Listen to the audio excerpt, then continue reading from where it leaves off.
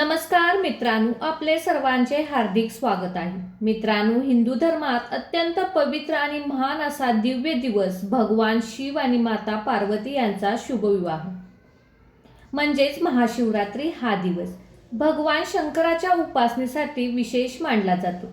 असे म्हणतात की जातक या दिवशी भगवान शिव अत्यंत प्रकृत अवस्थेत असतात आणि मनापासून केलेली पूजा, व्रत आणि उपासना भक्ताच्या सर्व मनोकामना पूर्ण करतात. महाशिवरात्रीच्या रात्री शिवलिंगावर अभिषेक, बेलपत्र अर्पण केल्याने, उपवास केल्याने, जागरण केल्याने जीवनातील सर्व दुःखे, दारिद्र्य, पापाचा नाश होतो. म्हणूनच भक्तांनो, आज आम्ही महाशिवरात्री संदर्भात एक अत्यंत प्राचीन आणि अद्भुत अशी कथा सांगणार आहोत. ही कथा श्रद्धेने ऐकल्याने भक्तावर महादेवांची विशेष कृपा होते, जीवनात सुख शांती नांदते आणि संकटापासून मुक्ती मिळते. असे म्हणतात जातं की आज मी तुमची अशा एक प्रभावशाली शिवरात्रीची कथा सांगणार आहे. ही कथा तुम्ही शेवटपर्यंत नक्की ऐका, कारण या कथेत खूपच ज्ञानवर्धक आणि भक्तीने परिपूर्ण अशी माहिती दिलेली आहे, जी तुमच्या जीवनाला नवीन दिशा देऊ शकते. पण मित्रांनो, कथा सुरू करण्याआधी एक छोटीशी विनंती आहे. भक्तांनो, ही कथा बनवण्यासाठी मी खूप मेहनत पण केलेली आहे. त्यामुळे माझ्या चॅनेलला सबस्क्राईब करा आणि या व्हिडिओला एक लाईक नक्की करा. तुमच्या पाठिंब्यामुळेच माझ्या या व्हिडिओला खरी किंमत मिळते. चला तर भक्तांनो, जास्त वेळ न घेता या कथेला सुरुवात करूया. प्राचीन काळी नर्मदा नदीच्या किनाऱ्यावर घनदाट जंगल होते. त्या जंगलात चित्रभानू नावाचा एक शिकारी आपल्या पत्नी आणि मुलासह राहत होता. त्याचे वृद्ध आई वडील त्याला आश्रय होते. संपूर्ण घराची जबाबदारी चित्रभानूवरच होती. जनावरांची शिकार करून तो आपल्या कुटुंबाचा उदरनिर्वाह करत असे. तो स्वभावाने क्रूर, निष्ठुर होता. पशूंची हत्या करताना त्याच्या हृदयाला जराही किंतु येत नसे. कधी एखादा प्राणी त्याच्या तावडीतून सुटला तर त्यामुळे तो आणखीन क्रूर बनत असे. आपल्या परिवाराची भूक भागवण्यासाठी तो रोज निर्घृणपणे प्राण्यांचे जीव घेत राहिला होता. चित्रभानू एक धनाढ्य सावकाराचा कर्जदार होता. वेळेवर तो कर्ज फेडू शकला नाही, म्हणून संतापलेल्या सावकाराने त्याला पकडून गावातील एका शिवमठात कैद केले. योगायोगाने ज्या दिवशी चित्रभानूला पकडले होते तो दिवस महाशिवरात्रीचा होता. त्या शिवमठात दिवसभर शिवभक्त मंडळी येऊन भगवान शिवाची पूजा, भजन आणि शिवपुराणातील कथा सांगत होते. शिकारी चित्रभानूला त्या दिवशी उपवासाने तहानलेलेच राहावे लागले. त्याने दिवसभर तिथे बसून भक्तांकडून होणारे शिवाचे कीर्तन, महिमा एकाग्र चित्तेने ऐकला. त्या प्रवचनात त्याला महाशिवरात्रीच्या व्रताची कथा देखील ऐकायला मिळाली. संध्याकाळ होत आली होती तेव्हा सावकाराने त्याला मठाबाहेर बोलवून घेतले आणि धमकावून म्हटले, उद्या सूर्योदयापर्यंत तू माझे सर्व कर्ज फेडून टाक, नाही तर परिणाम वाईट होतील. प्राण वाचवण्यासाठी आणि सुटका होण्यासाठी चित्रभानूने पुढील दिवशी पूर्ण पैसे परत करण्याचे वचन दिले. अखेर सावकाराने त्याची सुटका करून दिली. अचानक मिळालेल्या या सुटकेमुळे चित्रभानू थोडा गोंधळून गेला, पण त्याने सुटकेचा निश्वास सोडला आणि घरी न जाता थेट जंगलात शिकार शोधण्यासाठी प्रस्थान केले. दिवसभर काहीच खाल्ले प्यायले नसल्यामुळे चित्रभानूला प्रचंड भूक आणि तहान लागली होती. ती देखील कुटुंबाचा उदर भागावा म्हणून रात्रीचाही क्षण वाया घालवून चालणार नाही, या निर्धाराने तो अंधार पडू लागल्यावर सुद्धा शिकार शोधत जंगलात भटकत राहिला. एखादे तरी पशु मिळेल, मारता येईल, निदान आजची रात्र उपयुक्त ठरेल असा विचार त्याच्या मनात होता. मात्र रात्रीचे जंगल नीरव शांतता होती. दूर दूरपर्यंत त्याला एकही जनावर दिसत नव्हते. आकाशात चंद्र उगवला तरी घनदाट वृक्षांजरी त्याला प्रकाशाची किरणे जमिनीपर्यंत पोचत नव्हती. अशा या गूढ अंधाऱ्या वातावरणात तासनतास फिरूनही शिकाऱ्याच्या हाती काहीच लागले नाही. रात्र चढत चालली होती. चित्रभानू थकला होता आणि आणखीन खोल जंगलात जाणे धोक्याचे वाटत होते. अखेर एका जागी थांबून रात्र काढायचे त्याने ठरवले. इतक्या समोर त्याला थोडेसे मोकळे मैदान व एक शांत तलावाचे प्रतिबिंब दिसले. पाण्याच्या त्या शोधात हिंस स्पंदने प्राणी इकडे तिकडे येऊ शकतील असा त्याचा अंदाज घेऊन त्याने तळ्याच्या आजूबाजूला पसरलेल्या नितळ न्याहाळला. तळ्याच्या काठाशी एक घनछाया असलेले एक झाड होते. त्याला दिसले. जवळ जाऊन बघितले तर ते बेलाचे झाड होते. भुक्षाची वाट पाहण्यासाठी योग्य अशी उंच आणि सुरक्षित जागा हेरून त्याने आपले धनुष्य आपल्या खांद्याला अडकवले आणि तो बेलाच्या वृक्षावर चढला. एक मजबूत फांदीवर तो सावधपणे बसला आणि चारही दिशांना लक्ष ठेवू लागला. त्या बेलाच्या झाडाच्या खाली खोडाशी जमिनीवर एक प्राचीन शिवलिंग विराजमान होते. भोवती बेलपत्राचा सडा पडला होता. मात्र अंधार आणि गडबडीत चित्रभानूने त्याच्याकडे लक्ष गेले नाही. आता पूर्ण रात्र झाडावरच काढायची असेल. तो जागा राहण्याचा प्रयत्न करू लागला. झोप येऊ नये म्हणून त्याने हातातील येतील ते काही लहान फांद्या पाने तोडून खाली फेकण्यास सुरुवात केली.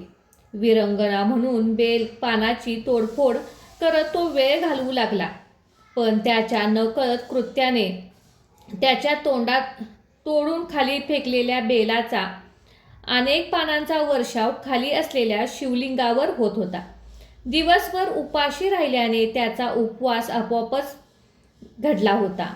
आता रात्रभर जागरणही होत होते. अशा प्रकारे शिवरात्री व्रताचा उपवास, जागरण आणि बेलपत्र अर्पण या तिन्ही आवश्यक गोष्टी त्या अज्ञानी शिकाऱ्याकडून नकळतपणे पूर्ण होत होत्या.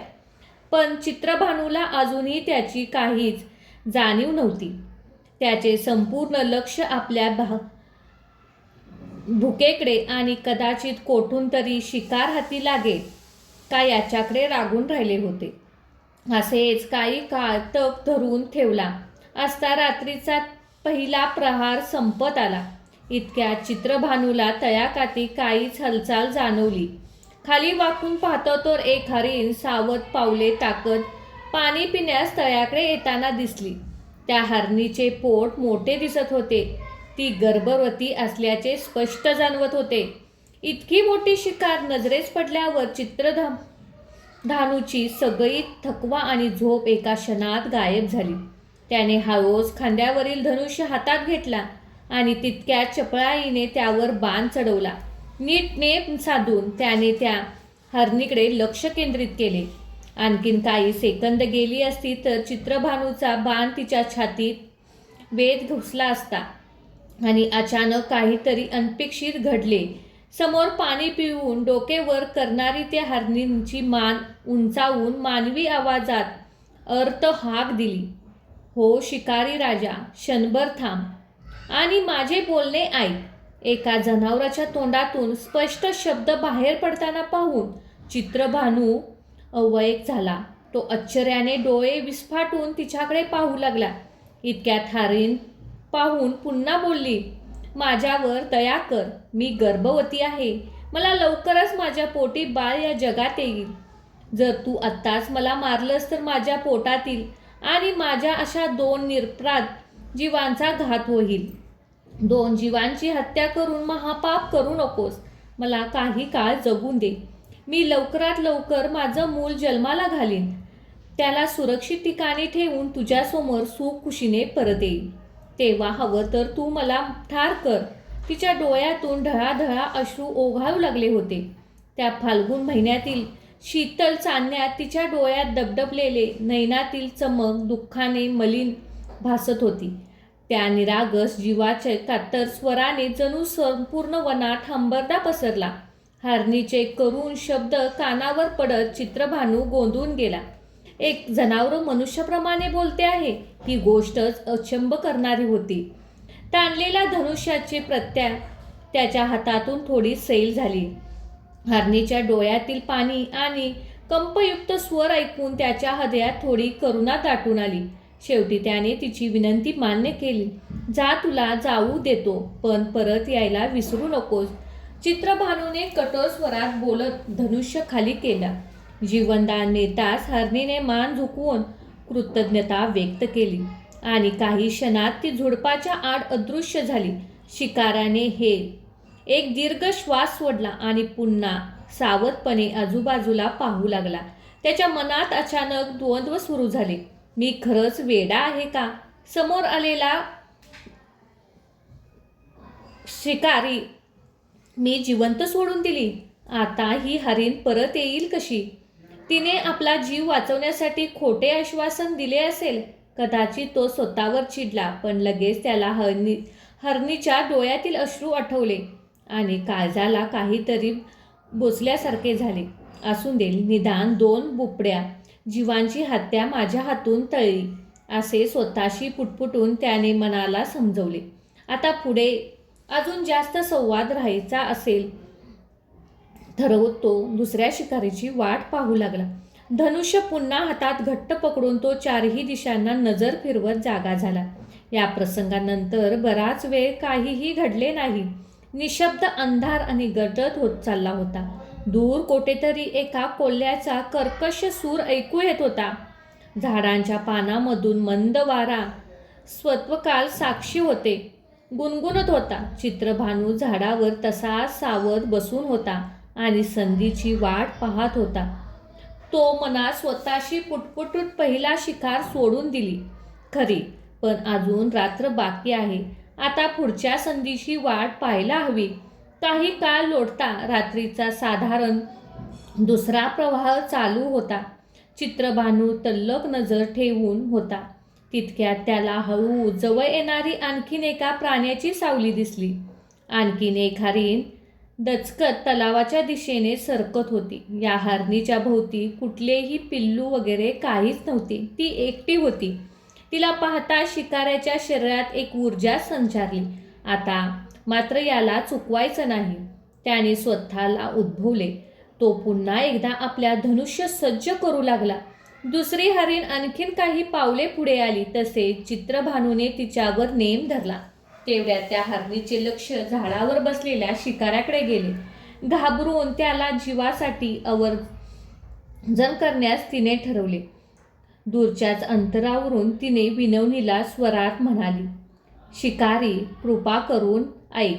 मी या क्षणी एकटीच आहे, कारण काही दिवसापूर्वी मी माझ्या पतीपासून विलग झाले आहे. त्यांच्याशिवाय मी व्याकुळ झाले आहे. मी माझ्या नवऱ्याला शोधत आहे, या वनात भटकत आहे. मला एकदा त्याला भेटण्याची संधी दे. मी त्यांना भेटून परत येईन.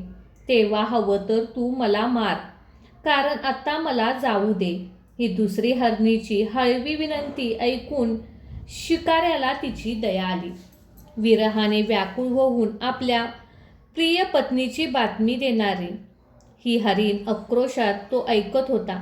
पहिली हरीण दिलेला शब्द पाळून परत येईल अशी आशा त्याला होतीच.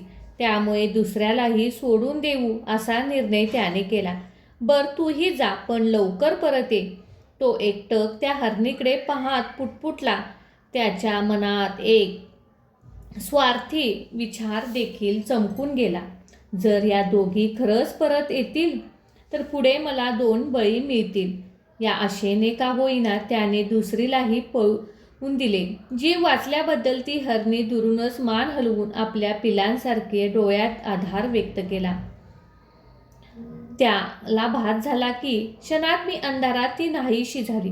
दुसऱ्यांदा संधी हुकावल्यामुळे चित्रभानू अस्वस्थ झाला. तो पुन्हा आपल्या जागी ताठ बसला आणि अंधारात डोळे फाडून पाहू लागला. रात्र अधिकच गहिरी होत चालली होती. मधून मधून बेलाच्या फांद्या तोडून खाली फेकत होता. त्याच्या हालचाली अजूनही काही बेलपत्रे खाली पडून शिवलिंगावर जमा झाली. आता मात्र प्रचंड भुकेने गळून पडलेल्या शिकाऱ्याचा संयम सुटत चालला होता. 2दा शिकार हातातून निसटून गेल्याने तो आतून चिडला होता. परत आले तर ठीक, नाही तर कशाला दिलं मी त्यांना सोडून, तो स्वतःशीच गुरगुरत बोलला. वेळ कुठलाच प्राणी न दिसल्यामुळे तो फार वैतागला. रात्र बरीचशीच पुढे सरकली होती. चोहीकडे काळोख पसरला होता आणि चंद्रमा आकाशात आला होता. थंड वाऱ्याची झोट लागून चित्रभानूला गारठल्यासारखे झाले आणि त्या स्वतःला सावरून बसण्याचा प्रयत्न केला. डोळ्याची झोप येऊ नये म्हणून तो अधिक जागरूक झाला. तेवढ्यात त्याला दुरून काहीतरी हल्ल्याचा भास झाला. त्याने कान टवकारले. पानगळ वाऱ्याची साखळी खाली पाहतो तर काय, आणखीन एक हरीण 2 लहान छाव्यासह धडपड करत त्या वाटेने तळ्याकडे येत होती. त्या हरणीने आपल्या 2 लहान पिल्लांना पाणी पाजण्यासाठी बहुधा हा मार्ग धरला असावा. पोटची लेकरं सोबत असल्यामुळे ती अत्यंत सावध होती. तिने पिल्ली आल्या आल्या इथे धोका नसल्याची खात्री करून घेतली आणि सर्व पाहत शिकाऱ्याच्या डोळ्यातून एकच गोष्ट आली. शिकाऱ्याने त्यांना निर्दय केले. यावेळी जर संधी मिळाली तर नक्कीच बळी घ्यायचा, अजिबात चूक करायची नाही. तो बेलाच्या पानाच्या आडून अजून दबा धरून बसला. हळूच ती हरीण पिल्ल्यांना जवळ सरकत होती. चित्रभानूने दक्षपणे धनुष्य हातात घेतला आणि तिसरा बाण सज्ज करून ठेवला. हरीण आपली पिल्ली दृष्टिक्षेपात येताच ती योग्य क्षणाची वाट पाहत होता. हरीण पाण्याजवळ पोचली. गडद अंधारात त्या पाण्याच्या लाटांचा एक भाग झाली आणि मान खाली घालून पाणी पिऊ लागली. अगदी त्याला वेळी चित्रभानूने आपला धनुष्य वर केला. मात्र तितक्याच त्या हरणीने काहीतरी वेगळीच गडबड चालू असल्याचे हेरले. 2दा आपले प्राण वाचवून पळून गेलेल्या इतर हरणीचा अनुभव असेल, पण तिने नकळत वर पाहिले. झाडावर चमकणारे चित्रभानूचे 2 क्रूर डोळे तिच्या लक्षात आले. भेदरून ती किंचाळली, "थांब, माझं बोलणं आधी ऐक." चित्रभानूने बोट आणि ताणलेला बाण तसाच थांबवला. हरणी गळा कोरडा पडलाय. थरथर पुढे म्हणाली, "हे शिकारी राजा, ही माझी लेकरे दिसतायत ना? मला ती चिंता सतावते आहे की माझ्या मरणानंतर ही निष्पाप पिल्ले अनाथ होऊन जातील." हे म्हणतात ही 2 कवळी पिल्ले घाबरून आईला अधिकच बिलगली आणि निष्पाप डोळे भीतीने मोठे झाले होते आणि त्याने शिकाऱ्याकडे नजरेला पाहिले. "तेव्हा एक विनंती आहे, मला जाऊन दे. मी ही पिल्ले मुलं त्यांच्या वडिलांचे अर्थात माझ्या नवऱ्याकडे सुखरूप सोपवते आणि लगेच तुझ्याकडे परत येते. त्यानंतर तुला माझी शिकार करायची असेल तर निःसंकोचपणे कर. मी भाग्य समजून घेईन." हे ऐकून मात्र शिकाऱ्याचा संताप अनावर झाला. तो उपवासाने हसला आणि आवाजात खेकसला, "असं काही होऊन देणार नाही. समोर आलेली शिकार मी सोडणार नाही. आधीच 2दा माझा भक्ष्य निसटला आहे. आता 3ऱ्यांदा चूक करणार नाही. शिवाय माझी बायका मुले तिकडे उपाशी असतील. आता मी कोणत्या तोंडाने सांगू की मी परत रिकामा हाताने आलो आहे? मी तुला अजिबात सोडणार नाही." चित्रभानूच्या डोळ्यातील त्या वेळी हिंस्र भूक दिसू लागली होती. शिकाऱ्याचे कठोर शब्द ऐकून हरणीच्या डोळ्यात पाणी तरळले. ती कातर स्वरात रडलेली होऊन म्हणाली, "हे शिकारी राजा, जशी तुला तुझ्या मुलांची माया आहे तशीच मला माझ्या लेकरांची ममता आहे. मी तुझ्या डोळ्यासमोर त्यांना अनाथ होताना पाहू शकत नाही. मला जाऊन दे. मी शपथीने सांगते, या माझ्या बाळांना मी त्यांच्या वडिलांकडे अर्थात माझ्या नवऱ्याकडे सुखरूप सोपवते आणि लगेच तुझ्याकडे परत येते. त्यानंतर तुला माझा शिकार करायची असेल तर निःसंकोचपणे कर. मी भाग्य समजून घेईन." हे ऐकून मात्र शिकाऱ्याचा राग थोडा निवळला. त्याने बाण मागे घेतला आणि धनुष्य खाली केला. इतक्यात रात्री प्रथम त्याला स्वतःची लाज वाटली. "जा, तूही जा आणि खरंच परत येशील तर बघ होईल."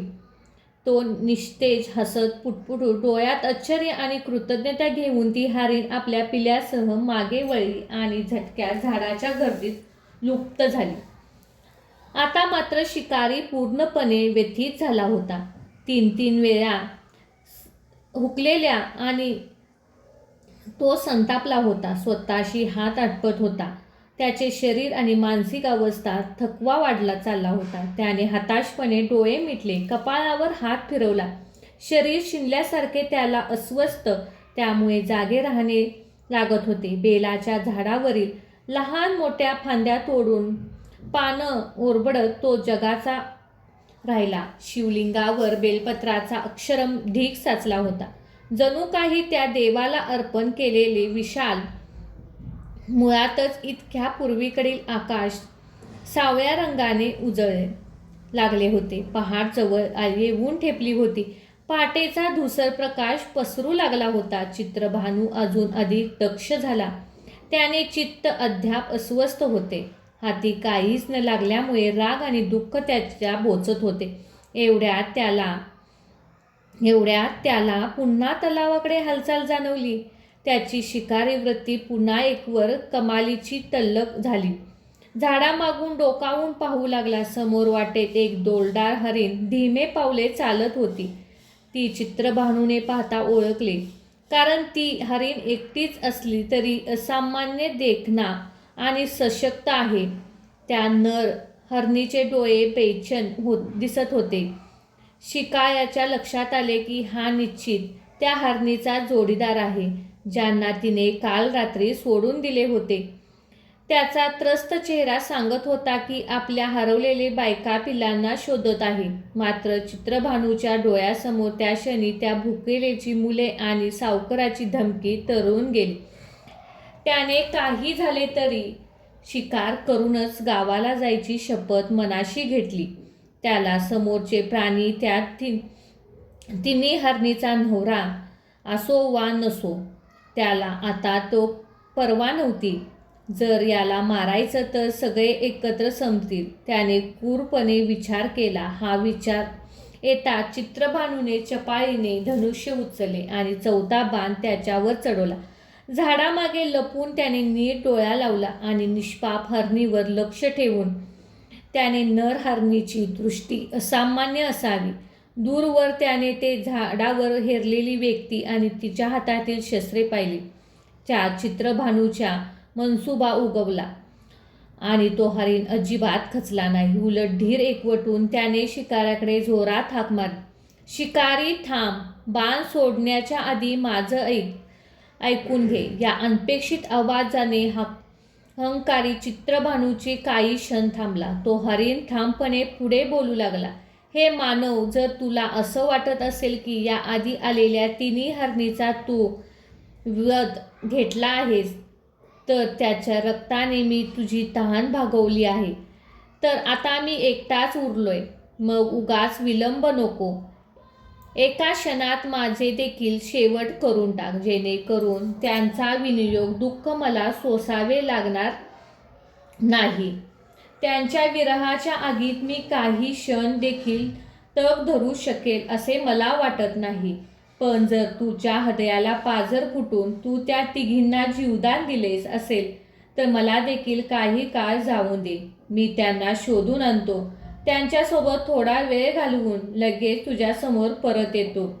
मग तुला जर माझ्या बळी घ्यायचा असेल तर निश्चितपणे घे. आता मला जाऊ दे.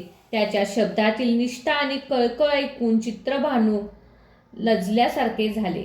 त्याने हरणीचे बोल ऐकताच कालपासून घडलेला सर्व घटनेचा चित्रपट जणू चित्रभानूच्या डोळ्यासमोर फिरू लागला.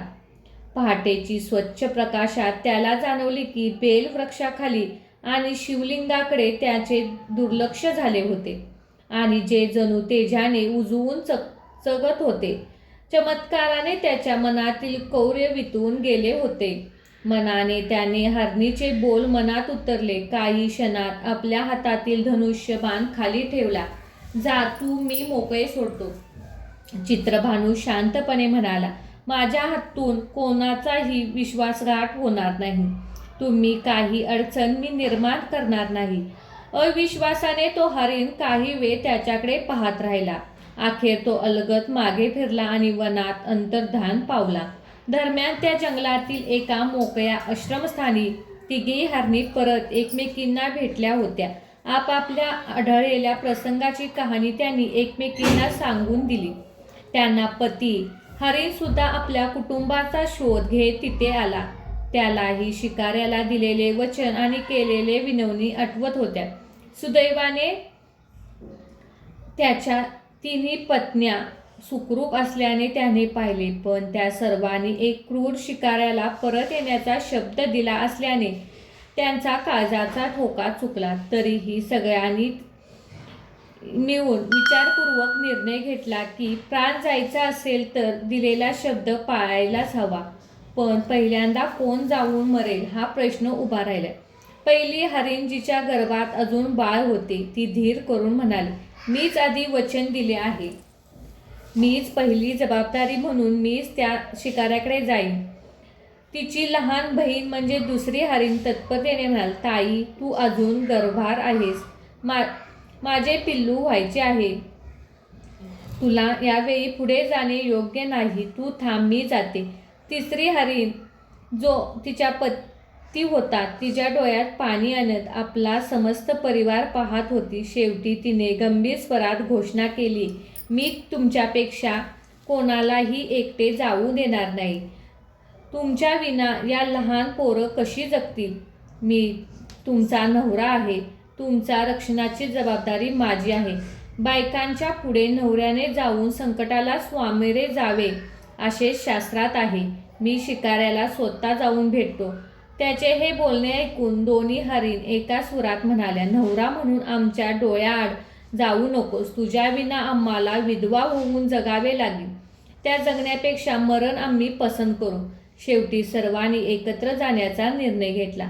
त्यांनी आपल्या लहान पिलांना शेजारच्या हरणीच्या भरोशावर सोपवले आणि आपण दिलेले वचन पूर्ण करण्यासाठी प्राणपणाला लावणे सज्ज झाले. आश्चर्याची गोष्ट म्हणजे ती कवळी पिल्ले सुद्धा आई वडिलांच्या मागे लपून गुपचूप निघाली. आई वडिलांशिवाय जगण्यात काय अर्थ आहे असा विचार त्यांच्या निरागस लेकरांच्या मनात आला असावा. म्हणून ती देखील थोड्या अंतरावर सावलीसारखे आपल्या पालकांच्या मागोमाग आपल्या जंगलात चालू लागले. इकडे शिकारी चित्रभानू बेलाच्या झाडावरून खाली उतरला. रात्रभराच्या जागरणाने आणि भावनांच्या खेळामुळे तो खूप शिनला होता. त्याचे मन असंख्य विचाराने भरून आले होते. रात्रभराच्या अद्भुत घटना त्याच्या डोळ्यासमोर अजूनही फिरत होत्या, पण आता तो त्या सगळ्या गोष्टीला अर्थ लावू पाहत होता. आकाश, सूर्य हळूहळू वर चढत होते. प्रसारणाऱ्या किरणाने शिवलिंगाची पवित्र रूपरेखा आता स्पष्ट दिसू लागली होती. चित्रबानूने थक्क नजरेने त्याच्याकडे पाहिले. काय महादेवाचे संकेत होता की काय, तो विचार करत होता. इतक्या त्याच्या नजरेस आणखीन एक अद्भुत दृश्य उभे राहिले. समोर काल रात्री भेटलेल्या त्या तिन्ही हरणी, त्यांचा नवरा हरीण आणि सोबत दोन लहान पिल्ल्याचे छावे धावत येत होते. किंबहुना ते सगळे येऊन थेट त्याच्या समोर उभे राहिले. सर्व आपल्या वचनाप्रमाणे परत आले. त्याचपैकी एका हरीण पुढे सरकली आणि तिने विनम्र आवाजात म्हटली, शिकारी राजा, आम्ही दिलेला शब्द पाळण्यासाठी परत आलो आहोत. आता तुला जे करायचे ते कर. आमचे शरीर आम्ही तुझ्यासमोर अर्पण केले आहे. तिच्या या बोलण्यातील बाकी सर्व हरणींनी मान हलवून अनुमोदन दिले. क्षणभर शिकाऱ्याला विश्वास बसेना. ज्यांना शिकार बनवण्यासाठी त्याने जीवतोड प्रयत्न केला, ती सावज आता स्वतःहून चालत आपल्या समोर आली आहेत. या प्राण्याच्या नजरेत त्याला भय आणि कपटाचा लवलेशी नव्हता, उलट अपार विश्वास आणि समर्पण होते. हे दृश्य पाहून चित्रभानू अगदी भारावून गेला. काही क्षण तो निश्वास रोखून त्याच्याकडे पाहतच राहिला. कोणीही हलत नव्हते. असे वाटत होते की जणू त्या प्राण्याने आपले जीवन स्वतःहून स्वाधीन करण्याचा निर्णय केला आहे. हे पाहताच अचानक चित्रभानूच्या हातातून धनुष्य खाली कोसळले. त्या पवित्र क्षणी त्या निर्दयी हृदयाला खदखद पूर्ण विसरून गेली आणि निष्पाप प्राण्याचे निरपेक्ष समर्पण पाहून त्याने स्वतःची लाज वाटू लागली. एखादा मजबूत धबधबा फुटावा असे भावनांचे बाण फुटले आणि त्याच्या डोळ्यातून आनंदधारा, अश्रुधारा उधळायला लागल्या. तिने हरणीला दिलेले शब्द, त्याच्या कुटुंबावरील निस्सीम प्रेमभाव आणि त्या मुख्या प्राण्याने दाखवलेले सत्यनिष्ठता या सर्वातून चित्रभानूच्या हृदयाचे शुद्धीकरण झाले. हातात उरलेले अस्त्र त्याने दूर फेकून दिले आणि शांतपणे त्या प्राण्यासमोर नतमस्तक झाला. त्याच्या तोंडातून हुंदके बाहेर पडत होते. कित्येक वर्ष मनात साठलेली भीती, चिंता, क्रोध अश्रूमधून व्यक्त होत होती. बराच वेळ त्याच्या तोंडातून शब्दही फुटत नव्हते. शेवटी त्याने स्वतः सावरले आणि थरारलेल्या आवाजात म्हणाला,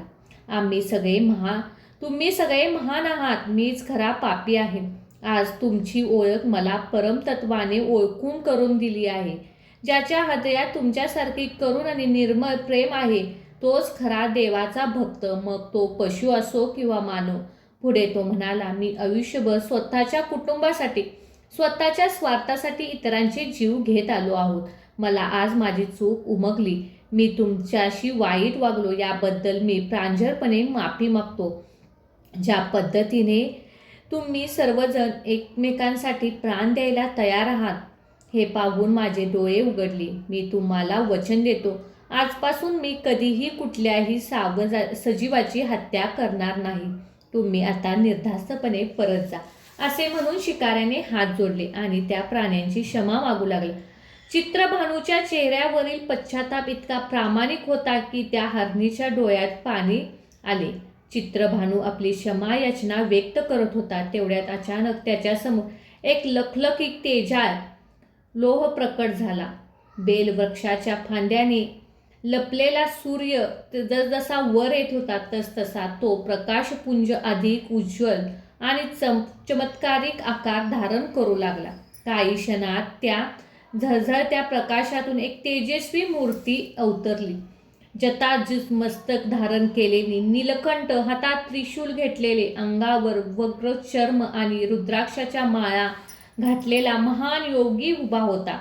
भोलेनाथाच्या मुखावरील सौम्य हास्य आणि कपाळावर तिसरे नेत्र स्पष्ट दिसत होते. ही विभूती म्हणजे देवादिदेव भगवान शिवशंकर स्वतः होते.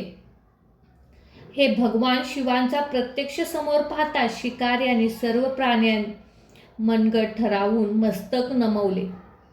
चित्रभानू काहीशा धडपडीने स्वतःला सावरले आणि देवाचे पवित्र चरणावर लोटांगण घेतले.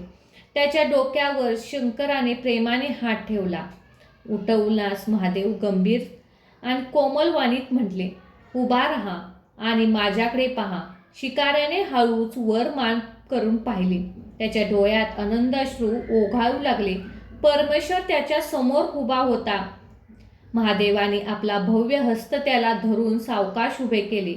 थोडे मिश्किलपणे हसून विचारले, कसं वाटतंय तुला माझा खेळ? चित्रभानू शिकारीला काही क्षण कळेना.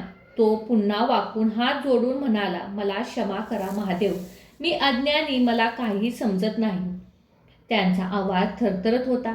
शंकर मंद हसले आणि म्हणाले, वत्सा, मीच शिवमठात कथा सांगणाऱ्या माध्यमातून तुझ्याशी संवाद साधत होतो, पण त्यावेळी तू फक्त ऐकून आनंद पावत होतास. आचरणात मात्र फरक घडला नव्हता. तेव्हा मी ठरवलं की तुझ्या कर्माने साचलेले पाप नाहीसे करायचे आणि तुला सद्बुद्धी द्यायची. चित्रभानूने देवाचे शब्द स्तब्ध होऊन ऐकत होता. महादेव पुढे म्हणाले, माझ्या लीला अपरंपार आहेत. मीच तुला त्या बेलाच्या झाडाखाली घेऊन आलो आणि तुझ्याकडून संपूर्ण रात्र आपोआप माझी सेवा घडवून घेतली. त्या दरम्यान मुक्या हरणीच्या रूपाने मी तुझं हृदय देखील परीक्षित केलं आणि शेवटी तरी तुझ्यातील करुणा जागी झाली. इतके बोलून शंकरांच्या मुखात पुन्हा एक प्रसन्न स्मित पसरले. हे ऐकून चित्रभानूचे हृदय ओसांडून आले. तो क्षणार्धात भगवानाच्या चरणावर कोसळला आणि डोळे मिटून रडू लागला. त्याच्या तोंडातून शब्द फुटत नव्हते. अखेर महादेवाने स्वतः त्याला उचलून आपल्या हृदयाशी कवटाळले. त्याच्या स्पर्शात निस्सीम माया आणि शांतता होती. त्या स्पर्शाने चित्रभानूला विलक्षण शांती आणि आनंद प्राप्त झाला. महादेवाने प्रेमळ स्वरात म्हटले, मी तुझ्यावर अत्यंत प्रसन्न आहे. मग तुला जे हवे ते वर माग. चित्रभानूने डोळ्यातील अश्वे पुसले आणि पुन्हा हात जोडले. प्रभू, मी अगदी नम्रपणे म्हणाला, आज आपल्या कृपेने माझा अज्ञान दूर झाले. मी अजून काही मागू शकत नाही. फक्त अशीच आपली कृपा माझ्यावर सदैव राहून दे. त्याच्या या निरपेक्ष मागणीवर महादेव अधिक संतुष्ट झाले आणि आशीर्वाद देत म्हणले, तथास्तु, पण तरीही मी तुला वर देतो. तू आजपासून पवित्र झाला आहे. तुझी सगळी पापे नाहीशी झाली आहेत. पुढील जन्मी तू एक महान राजा होशील, पण त्या राज्यात लोकांवर उत्तम राज्य करशील. तुझ्या वंशात कुठलेही अनिष्ट प्रसंग येणार नाही आणि तुम्हा सर्वांना मी अखेरीस मोक्ष प्रदान करेन. मग महादेवाने आपली दृष्टी समोर उभ्या हरणीच्या कुटुंबावर वळवली. त्या मुक्या प्राण्यांना त्यांनी प्रेमाने वरदान दिले. शिवाच्या कृपादृष्टीने त्यांनी निरापराध जीवाचा उद्योग नाहीसा झाला आणि जन्मांतरीचा पापाचा भार क्षणात उतरला. त्या दिव्य स्पर्शाने ते मुग्ध थरारू लागले आणि काही सेकंदात स्वतःचे पशुरूप त्यांनी जणू त्यागून दिले. पण त्यावेळी चारही प्रकाशमान जीवासमोर आकाशमार्गे एक सुवर्ण दिव्य रथ प्रकट झाला. ते विमान अदृढ झाले आणि मग स्वर्गाच्या दिशेने प्रयाण झाले. चित्रभानू आश्चर्यचकित होऊन ते दृश्य पाहत राहिला. शेवटी भगवान शंकराने शिकाऱ्याकडे पाहून मऊ स्वरात सांगितले, वत्सा चित्रभानू, जा आता घरी जा. तुला जे ज्ञान प्राप्त व्हायचे होते ते मिळाले आहे. आपल्या कुटुंबाची योग्य तऱ्हेने काळजी घे. नेहमी सत्य आणि अहिंसेच्या मार्गावर चाल. माझे आशीर्वाद सदैव तुझ्या पाठीशी असतील. जसा तू या अनोखी उपवासात जागरणाचे महान फळ मिळाले आहे, त्याचप्रमाणे जो कोणी श्रद्धेने महाशिवरात्रीचे व्रत करेल त्याला देखील माझ्या कृपेने पापमुक्ती आणि परम कल्याण लाभेल. हे बोलणे महादेवाचे शिव आणि गूढ हसले आणि तेथून अंतर्भाव झाले. चित्रभानू बराच वेळ तिथे स्तब्ध उभा राहिला. या स्वर्गीय अनुभवाने तो भारावून गेला. त्या दिवशी जणू त्याला नवजीवन मिळाले होते. महाशिवरात्रीच्या त्या पवित्र दिवशी त्याने संपूर्ण पापाचा नाश झाला आणि परमात्म्याने कृपेने जीवनाचा खरा अर्थ गवसला. तो घरी परतला. आपल्या कुटुंबाची प्रेमाने काळजी घेऊ लागला. आपली पत्नी आणि मुलावर जीव ओतून जगू लागला. तो दिवस आणि ती रात्र मात्र त्याने कधीही विसरला नाही. दरवर्षी त्या प्रसंगाचे समर्थन म्हणून चित्रभानू महाशिवरात्रीला निशी जागर करून शिवाची मनोभावे पूजा करू लागला. ज्या बेलवृक्षाखाली त्याने ही कृपा झाली होती त्या ठिकाणी त्याने छोटेसे शिव मंदिर बांधले. हळूहळू त्याने वनक्षेत्री, त्याने ग्रामस्थ आणि भक्त देखील एकत्र जमत व उत्सव करू लागले. अशा प्रकारे आयुष्यभर त्याने महाशिवरात्रीचे व्रत पाळले आणि शेवटी त्याला शिवलोकी प्राप्त झाले. असे सांगितले जाते